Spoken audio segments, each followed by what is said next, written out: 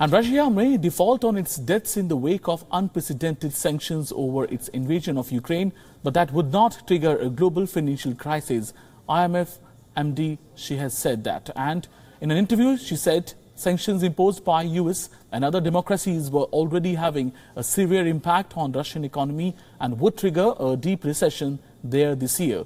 The war and the sanctions would also have significant spillover effects on neighboring countries that depend on Russian energy supplies and had already resulted in a wave of refugees compared to that seen during World War II.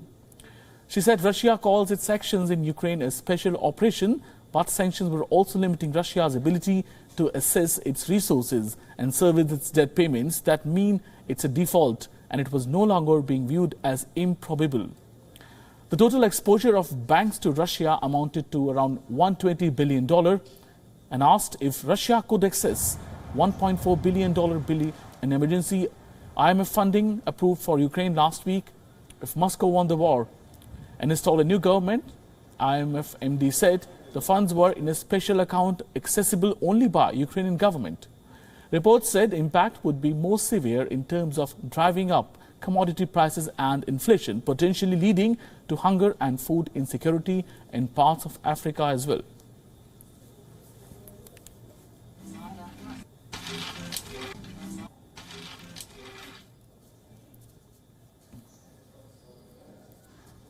WION now available in your country. Download the app and get all the news on the move.